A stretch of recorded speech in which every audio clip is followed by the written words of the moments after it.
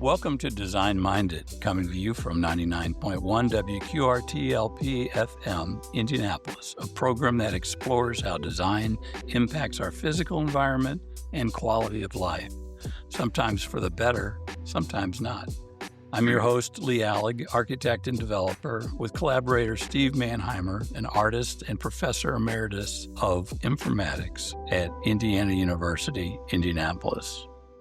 Well, 22 years ago, our guest, a recent transplant from Australia, saw a community notice in downtown's Urban Times paper about a meeting to be convened by the city to discuss how to create a more vibrant art scene on Mass Ave. Fast forward to today, Pauline Moffat is joining us to discuss the emergence of the annual Fringe Festival, the what's now called IF Theater, formerly Fringe, in addition to the more recent District Theater, of which she is managing director. Welcome, Pauline. Thank you. Yes, welcome.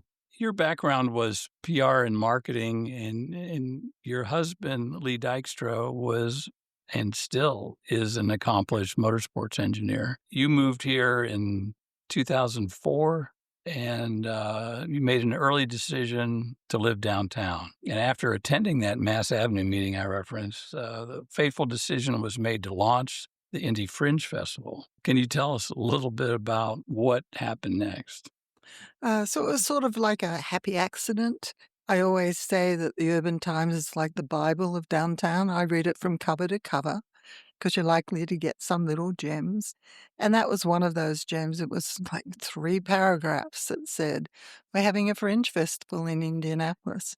So I immediately got on the phone and said, oh, what a perfect place to have a Fringe. So that really happened because John Green was the head of theatre at Butler. And being an Englishman, he knew how valuable Fringe was to young performers. Now, you might want to clarify who John Green is, because there is a rather well-known John Green here in Indianapolis. Well, not the same person. But equally as influential and equally passionate about giving young people an opportunity to find their voice on stage. So he was, really pushed behind the Festival Nouveau, and of course, I ended up being the executive director. And Could I ask you to expand just a little bit, please? Can you explain the history of Fringe and the Fringe festivals, plural, around the world? Fringe started in Edinburgh, and it's probably 76 or 78 years ago now. It was a way of reuniting Europe through the arts. And so all the major performing artists were invited to Edinburgh, but those who wanted to go and weren't invited set up on the fringe of the city. And a journalist was wandering through and said, you should see what's happening on the fringe. And that was what started the fringe movement. So the second oldest fringe is in Australia, in Adelaide, and the third oldest is Edmonton in Canada. Fourth oldest is Orlando in Florida, and the now defunct San Francisco Fringe. Now, how could San Francisco go defunct? You would think they'd be the hotbed of fringes. Well, they were the hotbed, and it was female run, which was even made it more of a hotbed. But, as finances and COVID left its mark, some organizations just didn't have the wherewithal to stay and continue to function. And it was really run by 2 people, the San Francisco Fringe. So sadly, it went its way, along with a number of others. But my personal experience had been with the Melbourne Fringe. So Australia was part of the Spoleto Festival movement. Spoleto, Giancarlo Menotti, who was a famous composer, created the New World and the Old World. Spoleto, Italy, Charleston in the USA, and Melbourne, Australia. But Australia was suffering from an identity crisis. And they Aren't we all? Yes, and they needed to rebrand themselves, sort of on the world scene. So they decided to do away with Spoleto and create the Melbourne Festival of the Arts. And where Spoleto had Bambino, which was their small festival, they also brought in the Fringe Festival. So I was part of that rebranding. and worked with the festival as a consultant. I'm proud to say that my donor group, which helped establish that festival, is still going strong today. And it always makes me very happy to look at that festival program and see how we retained those donors, how people absolutely love that festival. So when I came here and didn't know what I was going to do with myself, there it came. So earlier, you said the community wanted this. Am I to assume that this is not the political power structure? It is simply people came together and said, we are the community. We want this. Yes, it was the arts community. And it was mainly led by, thank goodness, Brian Payne at Right. CICF, who called those meetings together. And together the community said, well, what are we going to do? We've got theatres that are dark all summer. And think about it. IIT was closed. Phoenix was closed. Everybody took the summer off. So each theatre was given money to improve their facilities so that they could run 2 stages and that there would be this massive theatre on Mass Avenue. And that was a way to start the gentrification of Mass Avenue. It was empty. When I arrived here, 3/4 of the street was boarded up. There was nothing happening. So the first 6 months that I was here, I went to the school on philanthropy over at IU. IU Indy IU Indy, IUPUI in its day, back in the day. just because I was so curious about the fundraising in the US. It's not the same in Australia. Really? No. No, if I were living in Melbourne and I said, I've got a great idea for a fringe festival, how would I raise money? You get it from the government. Ah, okay. Because they support the arts. But without, but the city made a good decision to help support and promote the Fringe Festival on Mass Ave. So it's grown. Look at Mass Ave today. It's 43 bars and restaurants, a couple of theatres. It's just such a different space. And the vibe is still there. It's very cosmopolitan. It's very walkable. It's fun to be around Mass Ave. Kathleen Robbins was the first executive director. Okay. So I had volunteered just to do the marketing, to do anything she didn't want to do, and to help out where I could. And I was still traveling backwards and forwards to Australia, so I didn't have a lot of time. What is that, an 18-hour flight, 20-hour? So do you want to know door to door? Sure. It's like 36. 36, oh my gosh. I just did it, so I can tell you it's pretty difficult. Well, I would imagine in the early days, nobody knew what Fringe was. So you had this entire responsibility of educating everyone how this worked. Are all the Fringe festivals sort of formulated the same and go for the same period of time? Do they have, the same time allotments so for their performance? The smaller ones typically go for 10 days. Mm-hmm. And really it's uncensored, unjuried, and 100% of the box office to the performer. Now, that doesn't extend to every festival. It's all about the economics today. But, around the world, that's what people strive for. To retain that edginess, to retain that creativity, to be able to have people do things that they couldn't do on a professional stage because no one would make any money. Eventually now, I think everybody knows, and you probably have a lot of reoccurring volunteers and all. I think the most amusing part of it was, people from Carmel would come down and they'd say, where's the Fringe? And I said, well, you're in the Fringe. Well, what do you mean? Where's the gate? There's no gate. So they were expecting a chainmail fence with a gate that took you inside to the Fringe. I said, no, it's in every theatre. Sort of like a rock festival or something. Like a rock festival. You get the wristband and the stamp on your hand. So we had these buttons. Lee, I'm sure you will remember the buttons. Oh, I have a bunch. I collected them. Each year we would get a local artist to create the buttons. And so you could identify each other by the button. So it built this little community of fringes. And even people from Carmel, if I'd see them wandering around with their little jumpers tied around their necks, I'd say, here's a button. Now you're in part of the Fringe. So that was my most fun, was spot the person from Hamilton County. With the widest eyes. Yes. Part of the mission, I guess, of the whole Fringe, was it not to create a vehicle for locals to gain playwright experience. It kind of prompted a lot of people to think about staging an act that might not have had an opportunity to do that. Well, all the shows were an hour long, and they could be anything, so they were unjuried and uncensored. So first come, first served. If you paid your application fee, you were in the festival. And it was pretty well 50-50 local and national. So back then, it was fun because Australians who went to the Edinburgh Festival would buy a round-the-world ticket. So they'd go to, London, Edinburgh, New York, San Francisco Fringe, then they'd go back to Australia. So we became another stop for them on the Fringe circuit.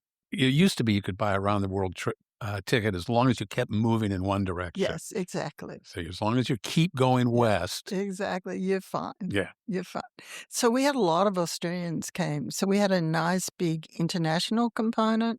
We also had people from the UK who would come over and perform here because they all want to come to America. So it was fabulous. Then we had the national touring artists who would come. So we had a pretty good mix.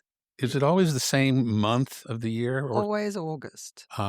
So if I were a performer and I was performing in Edinburgh, then, maybe after a week I could jump ships, as it were, and come to Indianapolis. Yeah. But it doesn't go on for 5 or 6 months. No. So Edinburgh ran for a month. So after they might do it 2 weeks there and then come to the US. Then in Canada, Edmonton was running just after us. So we were able to get those on their way to Edmonton, on their way back. So there's some economy of scale and cohesion. It became like a little circuit. Mm-hmm. And that was really wonderful. And it brought a lot of variety to the city. But where our performers couldn't travel, they could learn from these internationals, and really it's a very sharing environment where, you're peer-to-peer, you can get feedback on your show, and you can learn from just watching other people's work. Is it a breeding ground for future success? Guys saw this troupe in Edinburgh. Here they are in Hollywood now. Does that happen? Yes, absolutely. So more so with the BBC. Like, I don't know if you know about Fleabag. Hilarious, hysterical show out of Edinburgh. And she has been able to do a couple of BBC shows. My Big Fat Greek Wedding got it started in Fringe. No kidding. That's amazing. You're in town. And The King's Speech. The Academy Award-winning movie. Yes. The director was an Australian. His mother saw the show in, I think, Adelaide Fringe, and said, I have your next movie. These shows have a habit of getting onto a circuit and going for a long time. I don't know if you saw Josephine, the story of Josephine Baker. It started live here at this Fringe in 2016 and is touring and has been to Europe. Refresh the memory of our 1% of the audience who doesn't know who Josephine Baker is. So Josephine Baker left the US because she wasn't welcome and went to Paris. This was in the 1920s? In the 20s. She was a great friend of Grace Kelly's. She had a wonderful, stellar career in Paris, came back to the US, found she was still unwelcome in the environment of the perhaps because she was African-American. African-American, but she was also, willing to stand up for the rights of other people. So she went back to Paris and died in Paris, where she is a treasure, an absolute treasure. So Tamisha, out of Orlando Fringe, created the one-woman show called Josephine, story of Josephine Baker. She then created the story of Josie and Grace, the story of Grace Kelly's friendship with Josephine Baker. So yes, there are many stories like that where these shows have had a long life. When we met earlier, I asked you how you get so much done. You said that racing is in your blood, and your winning work ethic was... when the flag drops, the bull stops. That's right. So you're a no-nonsense person, I can imagine, and I know you've been quite successful. When we talk about the flag drops in an auto race, we're talking about. Any race. Any race. And I consider everything we do as a race. I consider every weekend as when we're putting up a show. It's the same as going to a racetrack. I mean, you have to be ready. You have to, put the work in, and you have to be prepared because there's only one chance when that flag drops. And so that has been my work ethic. Well, during your time at Fringe, redeveloped an old church on St. Clair Street into what's now the IndyFringe Basile Theater. And then you added a second theater space to the back of that, along with a park a few years later. It's a major contribution to the arts community. But I remember when that church was sitting there, I think it was an artist studio or something at the time. Oh, it was the Wire Man. And he created the bison at the zoo. If any of you know, right. It's made out of fencing wire. That was his studio where he also had raves, and a lot was going on in that little church. I'm amazed the roof was still But there standing. were no Sunday services. Very few. Yeah. Very few Sunday services were left. Wow. But it already had that fabulous vibe, but it was in shocking repair. So we were lucky enough to rent it with the option to buy it. So it took us a couple of years, but we raised the money and bought that building. Blackline stepped in and helped us. And Blackline is? The architects here in Indianapolis stepped in and helped us, and we got some grant money. And Lee, my husband, with all his skills, is also pretty good draftsman and very good with his hands. So we would know we had $300 to build a tech deck. So he would get all the materials cut to order, have them all lined up. It was like a big jigsaw set. And then we'd hire somebody to come do the physical work, patching the floors. I think the biggest expense was putting a new roof on. Just repurposed the church, and it was a wonderful space, a great acoustics. But the best fun was that we had a nun did the first show. Now, I know that sounds amusing. No, not at all. So I was on a flight coming back from Australia, and I had Newsweek. I saw nun sells out at Edinburgh Fringe, and she was Bill Murray's sister. Now, she was from the order of the Dominicans. Well, guess where I went to school? A Dominican To a convent run by the Dominicans. So when I got back, I thought, I'll just call her. So I picked up the phone and called Sister Nancy and said, "Hi, I'm an Australian. I've got this little theatre in Indianapolis. Would you come and do this show that you did in Edinburgh and be the first show in the building?" Can you give us a little sense of what that show was about? So it's called The Little Flower, and it's Saint Therese of Assisi, and it's a French child who suffered a lot through ill health, and through her sufferings became a saint. To understand that, you really have to go through the whole Catholic thing. But as a child growing up, that was pretty much part of our lives. So I said to her, "Come and do this show." And she did, and it was fantastic. And we sold out just like she did. May I ask, was this a funny show or more No, of a, it was not at all? but it was done with humor. Okay. I mean, the way it was delivered, she was in her habit. The building, just imagine the old church with all its cracks and all its patina and everything looked like the inside of an old convent. So it was pretty cool when she did the show up there, and still pretty raw in its state. I think she was probably the first or second show in the building. Is it safe to say that, 75% of the performances one is likely to see at the Fringe Festival, that most of them are humorous, satirical, perhaps even a little raunchy? No, that's a misconception. No, it's totally right. That's why it thrives. Yeah. And that's why people want to be in it, because Fringe has this magic about it. You can do anything you want to do. And if you're only doing it for yourself, that's fine. And some are. And some are.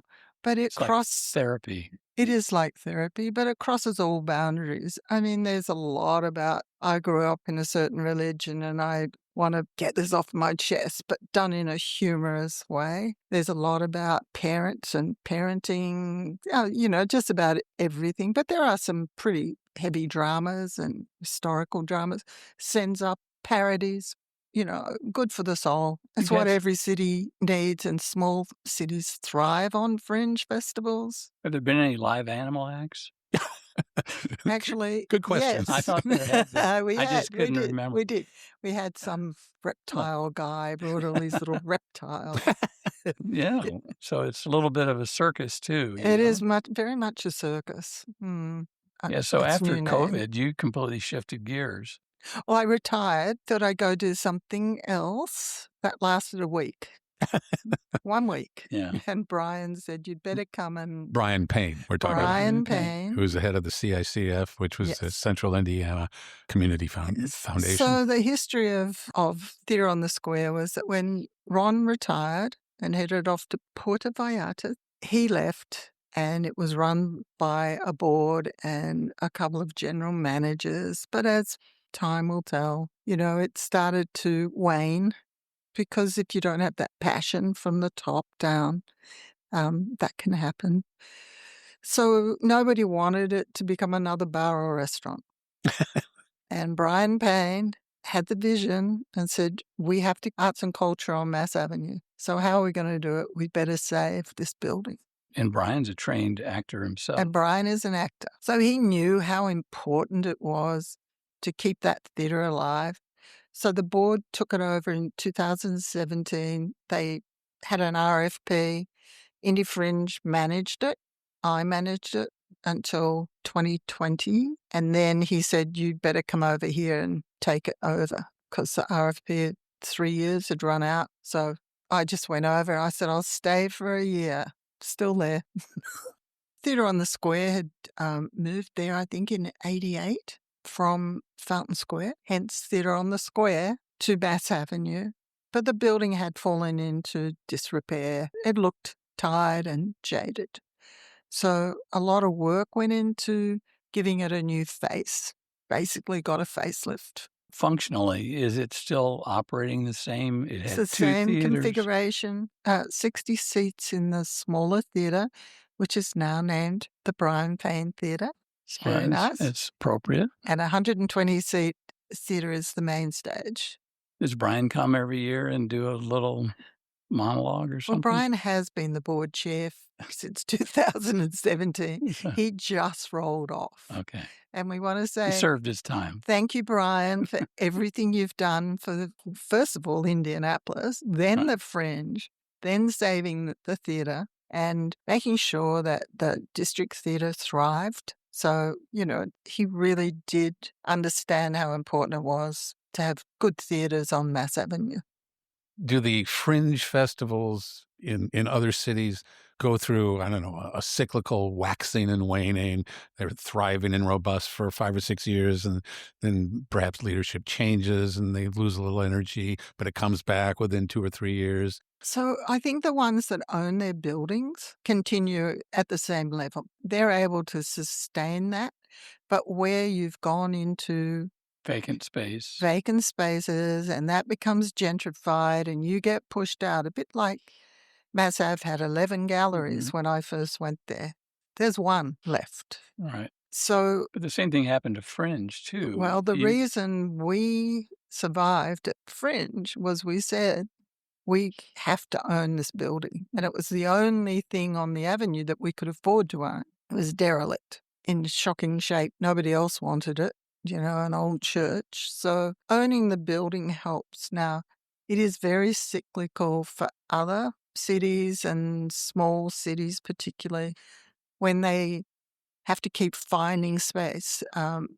In Washington, D.C., the D.C. Fringe is now folded.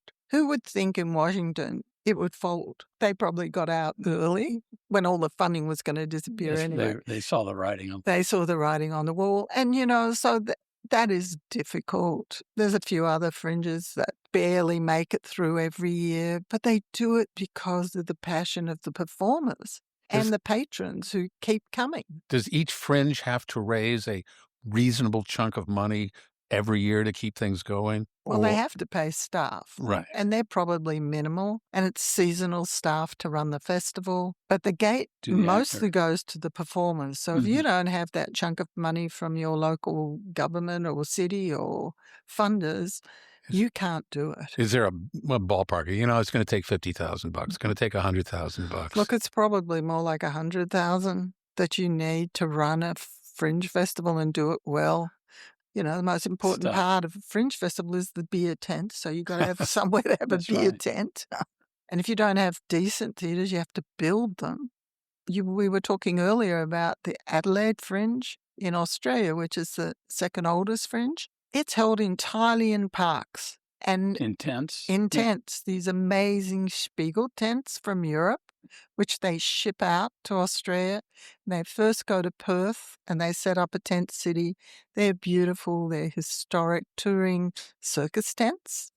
They have stages and they're air conditioned and they're absolutely beautiful. So all of those theatres are in the parks and it's just gorgeous to walk through the parks. And, you know, there's 15 fabulous tents and each one is got a performance going on. And so these are tents that are 100 feet square? Oh, they seat 100 people. Some seat 1,000 people. That's how big they are. Yeah, it's really exciting to see that sort of thing.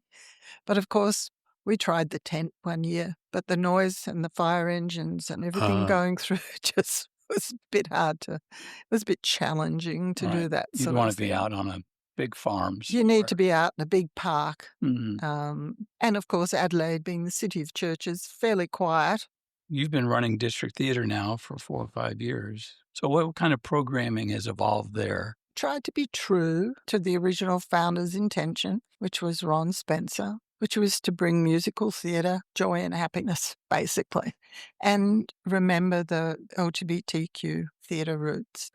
So, you know, we've had indie drag theatre in the theatre for the last 4 years, and that's been wonderful. Their performances have been huge fun. You know, Indianapolis used to be, and perhaps still is, a drag show center of gravity in the Midwest. Yeah. I mean, it was up on Talbot Street and such. And back in the day. Yeah, back in the day, even when I came here, that's where all the theatre took place. But they've since closed. Yeah. So where do those shows go? So we had that great experience. We've become more of a presenting theatre because we don't have the budget to produce many shows. So we have touring acts come through. So they might be the more established fringe artists who've moved from fringe to bigger theatres, like Josephine, for instance. What happens 6 months later? Right now, the IndyFringe Theatre is programmed all year round. They continue to do their programming. So they have a grassroots level, still open, still bringing in those smaller theatre companies who don't have a home. Then you come to us, and we're a presenting theatre. So we do the Indianapolis Ballet, the drag theatre. We do a lot of dance because we've got a really wide stage. But more recently, we started the Black Theatre Company, which is the resident theatre company at the district. At least 3 years ago, right? So it's been going on. Yeah, it's into its 3rd year, which is very exciting. And we love it. It brings a whole new dynamic to the theatre. So we did 35 shows last year, and we had an audience of 12,800 came through those doors, which is not bad. It's not bad at all. Yeah. Yeah. So the theatre is doing well. It's very eclectic. You just converted the second floor attic The attic. into a party room, right? Well, so the attic I need to describe to you. When we first went there, it was full of junk. I don't think anybody had cleaned that thing out for 20 years. Well, that's what attics are for. 40 years, right? And so it sat there empty. But in the day, there was a bed structure up there where somebody was living. Don't know how they were living up there, but they were. So once the theatre changed hands, it got cleaned out and everything went to the tip or went to the costume shop, or anybody could come and take whatever they wanted. So it sat there empty, but no air conditioning, no heating.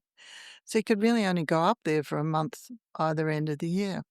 So we have finally, thanks to Alan Whitehill Clues, put in a HVAC system and completely renovated the space, and it's gorgeous. It's absolutely magical up there. And you can rent it out? We can rent it out. We use it for rehearsals, for readings, and just for small events, and it's just absolutely fabulous. And again, it might help our audience to understand that Mr. Clues is no longer among the living, but his foundation Thank you. carries on Keeps on his good giving. work. Yeah, keeps on giving. Does good work. It's been very good to us. And that little magic space is the Alan Whitehall Clues attic. I don't think anybody else in the city has an attic named after Alan Whitehall Clues. Quite an honor, actually. I think so. He would like that, I think. And that's exactly what Dr. Well, Lemner said. He would really like He this. would like the District Theater, Mm. period, I think. It's a lot of fun.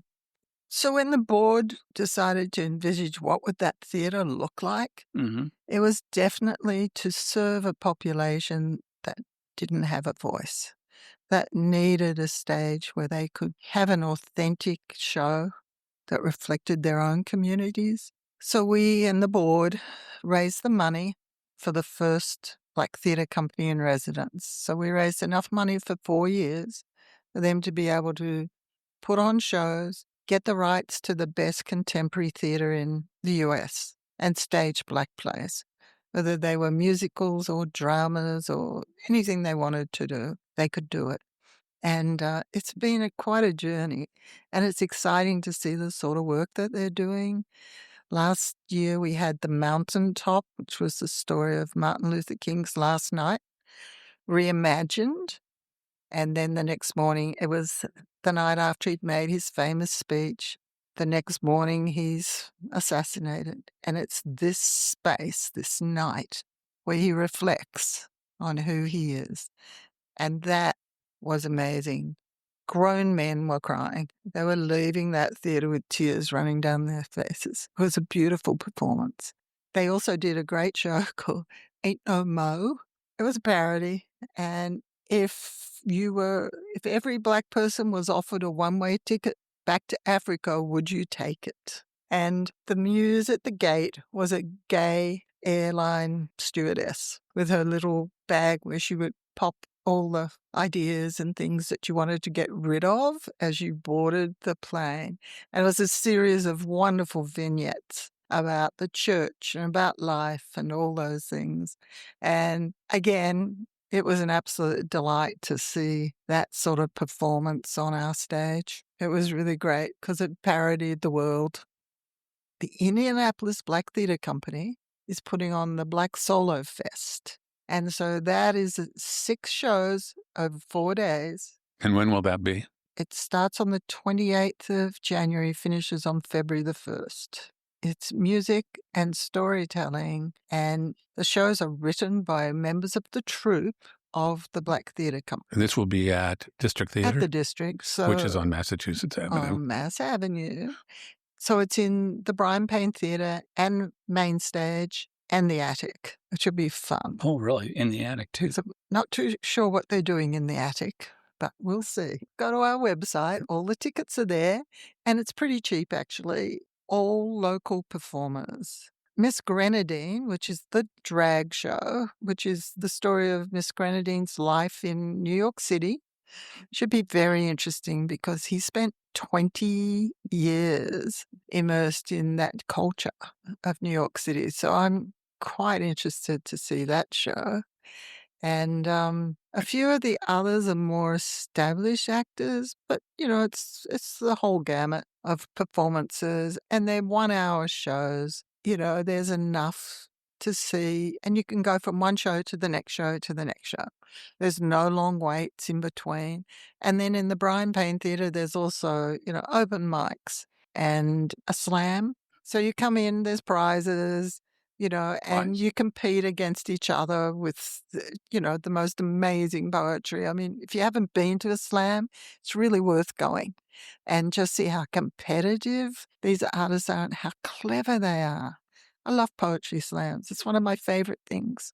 So if you want to immerse yourself in Black culture, this is a good way to do it. And you don't have to leave the building. We have the bar. That's the most important part of the whole building. And it was renovated, and it's called Steve's Bar. And what a great name. Steve passed away, Oh. but he loved to bless the bar with us, so to speak. And he left the money for it to be renovated and called Steve's Bar. I want the after him. T-shirt. Yeah. Yeah. So, we have lots of patrons like that who really love the whole concept of what we do and the fun that we have and the community that we build at the district. Well, since you and your husband moved to town 20 years ago, I mean, you just walked right into essentially a second career. Would you want to do it differently? Absolutely not. I think I'm the luckiest person in the world. I just fell into something that I absolutely love. I had loved theatre all my life, other than being part of the fringe movement. I never thought that would be a career for me. Have you ever been on stage? Never. Terrified. Absolutely, completely terrified. If see I that. get up there, I'm just like, no, go away. I'm not interested. I mean, have you ever sat behind the wheel of a, Of a race car? yeah, My most fun ride was with Petty, Richard Petty? Richard Petty. There was a small oval track outside Melbourne. Part of my life, I was a motoring writer for our Sunday paper in Huh. Melbourne. So I would review cars and I would test cars and write about them and We're talking about like consumer cars rather than. consumer cars, yes. And I ran big fleets for Ford and Mazda. Well, where this I is was- fascinating. It You is should bring this fascinating. So I was in a great position to know all the journalists through my PR business. And so when Ford wanted to test a new model and get favorable reviews from writers or just what we wouldn't have called them influencers in their day, but they But you were were. influential, I would loan these cars out for a month. And they'd be able to drive the cars and then, talk about it on radio or television. Do you Australian folks drive on the wrong side of the And road? we do drive on the wrong side of the road. But we'd have Olympians or, actors or TV people or well-known people drive the vehicles. So that was a huge fun job for me. For years, I ran those fleets and loved every minute of it and wrote the car. But that day I went out to have a ride around with Richard Petty was hilarious because there was no seat in the car. So I had to just squeeze in, hold on to the roll cage.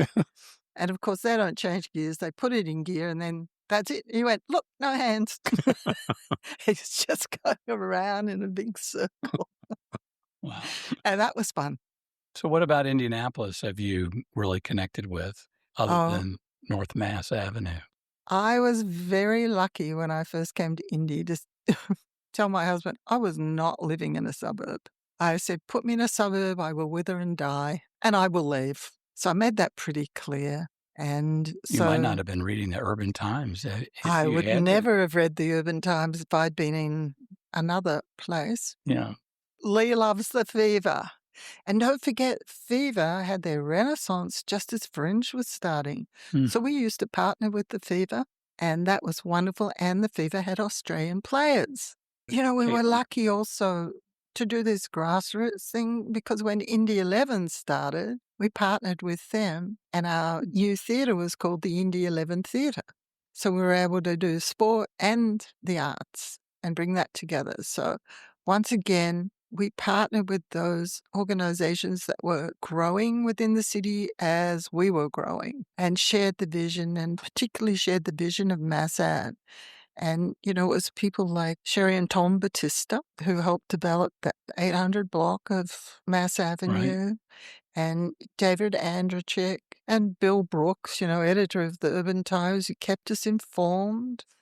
And we all worked hard together. We'd go out and volunteer on the street. We'd cut down the trees and we'd clean the weeds and just had a community. And it was a wonderful way of getting to know people.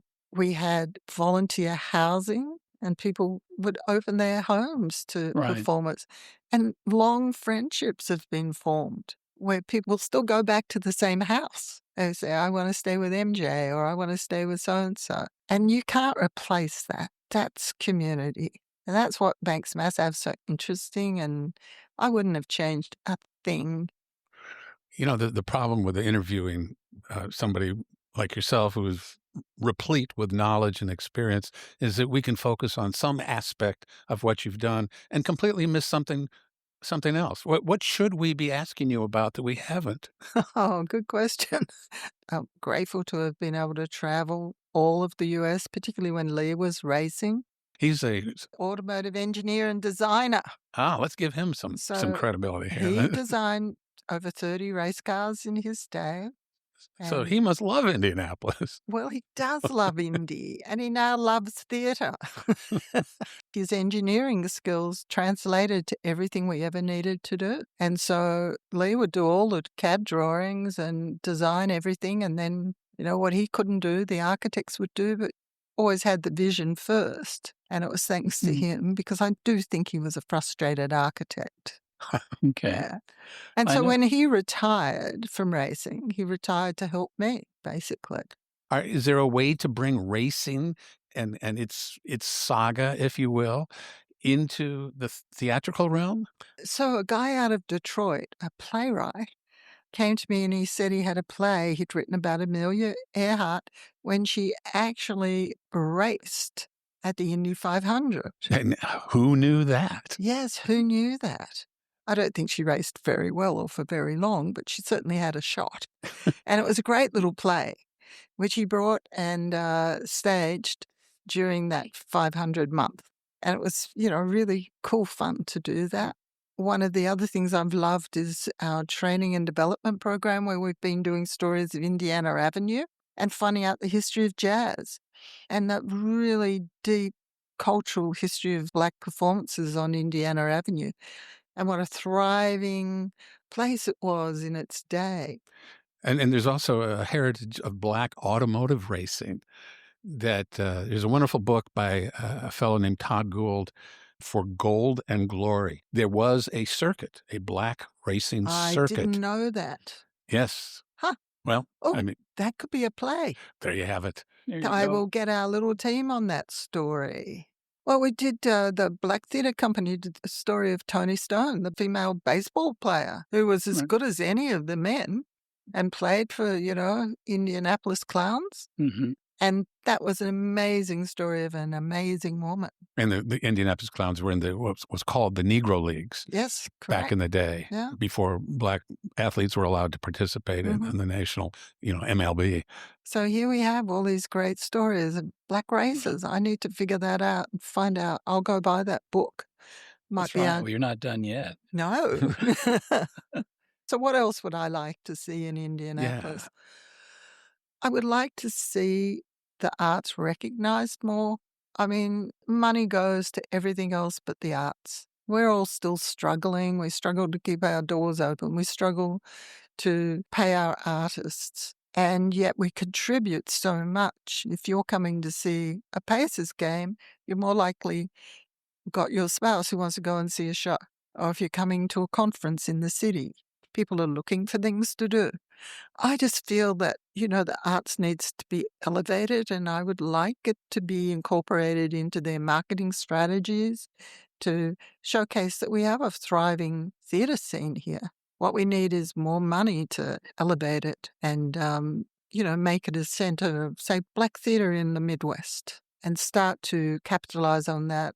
Yeah, I do think that the arts needs to be treated very differently going forward. Invest in our local theatre and let local Indianapolis artists showcase their talents so they don't have to leave the city. Well, I want to really thank you for joining us today. Well, thank you for having me. Indeed, thank you. You're obviously a major influence to our arts districts downtown, and I'm so glad that you're here, and your retirement didn't last as long as you might have intended. Thank you again. Thank you. If you have suggestions or comments about this episode, contact us at talkdesignminded@gmail.com.